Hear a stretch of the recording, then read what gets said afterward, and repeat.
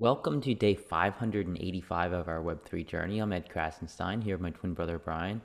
And remember, these videos are being sponsored by NFT Tech. They're an investor in DeSoFi. So, Brian, what's going on with Reddit NFTs? Yeah, so I love Reddit. I know you love Reddit. We all love Reddit. Reddit traditionally, they don't love NFTs. And I think a lot of this has to do with the fact that a lot of NFT values have dropped and there's a lot of spamming on Reddit over NFTs. But Reddit actually created one of the most successful NFT collections in the history of NFTs.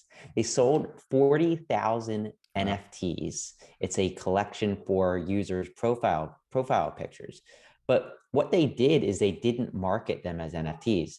They instead marketed them as collectible avatars or digital collectibles. And it really turned people onto these things. Not only did they sell out of the collection of all 40,000, but the trading of the NFTs spawned the creation of more than 2.5 million Reddit Vault wallets, which in actuality are really just fancy Ethereum Polygon wallets.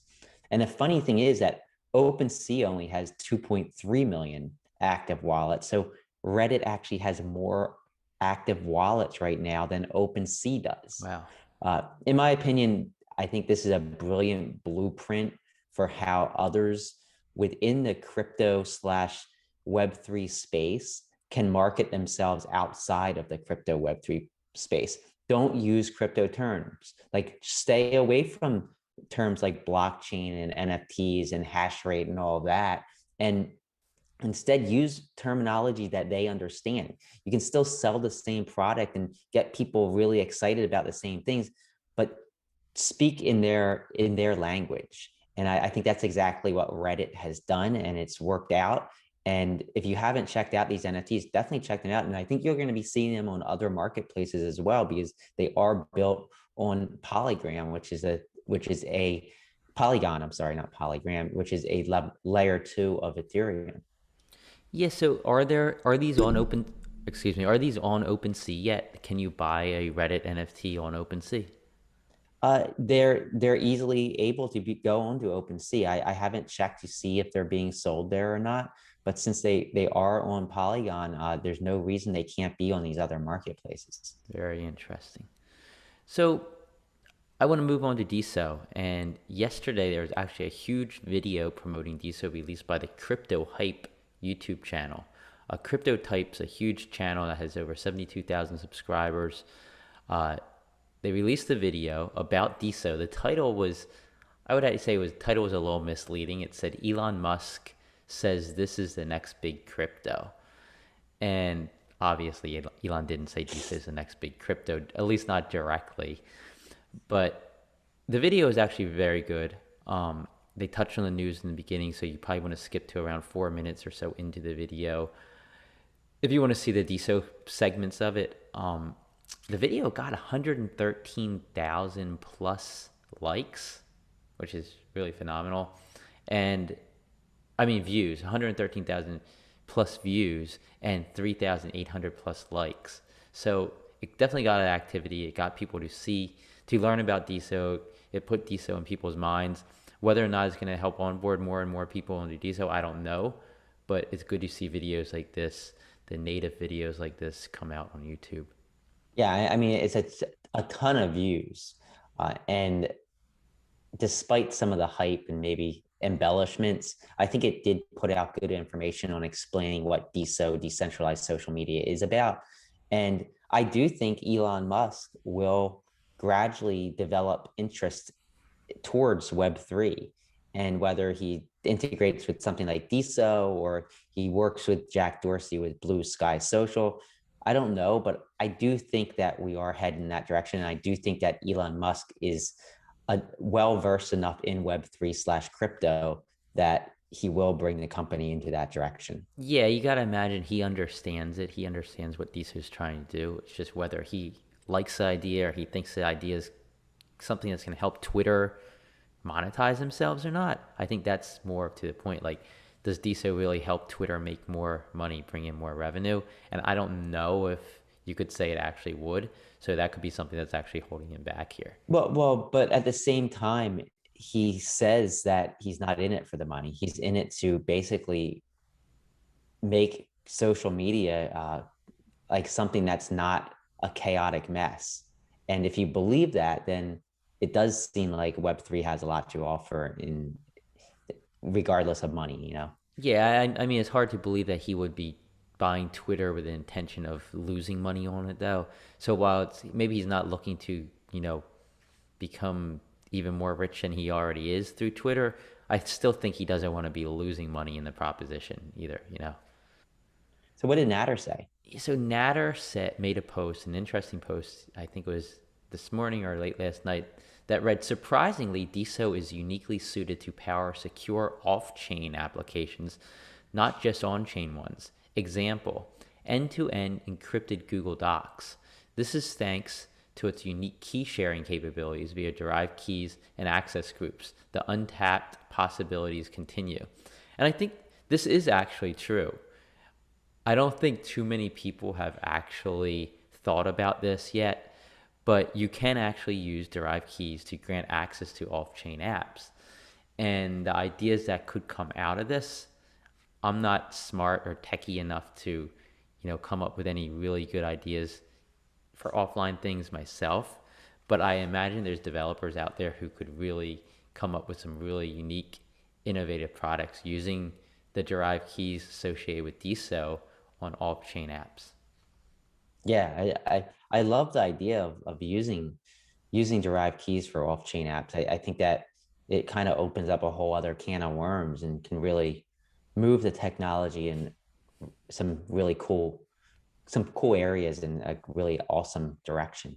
You seem a little confused. No, I know what I'm talking about. Yeah, so Cyberpunk Apes, they announced the winner of their next one of one NFT, number 30 in the series. Of course, out of the 30 NFTs, three of them are one of ones. The other 27 are, there's 1,000 of each one of them. So the one of ones are the ones you really want to get. Number 30 went to the winner after they spun the virtual on chain wheel. And that winner was Crypto Sims. He currently has it up for auction with a minimum bid of 100 DSO and a buy it now of 2,000 DSO. Personally, I would be putting this up for auction as a live timed auction on NFTZ. Maybe run it for 12 or 24 hours, put no minimum bid and let the market decide. Uh, I think that would be an interesting thing to watch. See how many people bid, see what the bid gets up to, and really set a value for these things. Yeah, absolutely. But at the same time, maybe he doesn't want to sell it. Maybe he only wants to sell it at a specific price, like 1,000 DSO or something, and he's just putting the minimum bid in there, see if anybody bids. He has a buy it now of 2,000 DSO, which is $30,000. But everybody has their own strategy, I guess. I believe the very first one of one sold for $8,500. I forget how That's many correct. DSO. Yeah. So the social world, as you know, they have been featuring a DSO user from different countries and they want to get 50 users from 50 different countries. They've done a lot of countries in Europe, but they just did the United States. And that user is Goldberry. Even though Goldberry is actually three people made up of Aaron, Sarah, and Amy, which is an indie folk band from St. Louis, Missouri. They were chosen, and I'm going to play the video right now. We are Goldberry. I'm Erin. This is Sarah, and that's Amy. And we're based in St. Louis, Missouri, in the United States. I'm grateful to the Deso community for everyone's support for our music. I love meeting and talking to people from all over the world, and I love that the social world brings Deso to everybody. We are Deso! And remember, you can get featured for your country. The social world is choosing one person, in this case, one band from 50 different countries. And if you're chosen, you win $10 in DSO. A lot of people identify Goldberry as being Sarah because she's sort of the face of Goldberry, but it actually is the entire band. So don't forget Aaron and Amy. Goldberry, of course, is our unofficial intern of the show. She provides us a lot of really good information that otherwise we might forget to mention. So thanks, Yes. Goldberry, So and like, definitely. wait, I have a question. Is Sarah our unofficial intern, or is the entire band our unofficial intern? That's a Because we good might be point. underutilizing them. That's true. We could have three for the price of one, and the price is $0. What a deal! Yeah, I think we got to have a discussion with Goldberry about this. And by So, Goldberry, I don't know if I mean the band or if I mean Sarah. So I don't know. so what else is the social world Yeah, doing? so Desocial World had some bug fixes that they pushed out this morning. They restored the visibility of creator coins, diamonds, and NFTs on a user profile. They also are now showing NFT PFPs in the group notifications that you get. So when you view your notifications on Desocial World, you see them grouped together. So this will now show NFT PFPs if you have one set. Also, there's a performance fix for showing profile age on a profile, so that's working better now. And auto close emoji box after post creation. So now after you make that post, that emoji box will close out. I love what the social world and Ado are doing. They continue to iterate, it seems like, on a daily basis. Yeah, absolutely. Great job, Ado. So there's a new animated NFT generative series on Deso, and it's called Jigglers. And it's actually the first ever animated generative series on the Deso blockchain that we're aware of. It's created by Schmeike, Ollie B, and Nathan Wells. Uh, it's not open for minting yet, although there is one example posted, and it's really cool. As you see, it's actually animated, and this is a generative collection. So users are basically minting it, and the program is generating what the NFT will look like. So great job to the team, and I can't wait to see what some of these other ones are going to look like. Yeah, for sure. Great Definitely job, check man. it out. Jigglers.nftz.me. Yeah, and Nathan Wells seems to be behind, like, or part of like every one of these NFT projects that are popping up as of late. So as many of you know, NFTZ.me is the only place where you can currently post and view live timed DeSo auctions on the blockchain. Uh, if you go to nftz.me/auction, you can see a list of all the auctions ending soon. I'm just going to touch on some of the ones ending in the next 24 hours. There's a special edition Seals NFT. Seals is a DeSo OG NFT collection. The special edition one ends at 12:30 p.m. Eastern time, around then. There's a Mythica After Dark. Mythica After Dark has several NFTs from their Halloween 2022 collection. This features 21 different pieces. Multiples are ending today around 1 p.m. Eastern time or so. And DesoCal has several of their NFTs from their Halloween collection up for timed auction right now. There's a collection of 10 of them, and the ones that are ending at around 4 p.m. Eastern time today. Yeah, some really cool NFTs for sure. And I'm going to quickly get to the top 10 NFT bidders over the last 24 hours, according to NFTZ. They are as follows: Millhouse Van Houten, Noel Garcia, Andreas PZ, MFS, Ambitious Lynch, Meta Philosopher, Comp Deck, Brute is Coming Soon, George Jr., and The Store. And the top diamond creators over the last 24 hours on the Deso blockchain, according to our friends at Altonbase, these people received the most diamonds or tips on their posts and replies on Deso in the last day.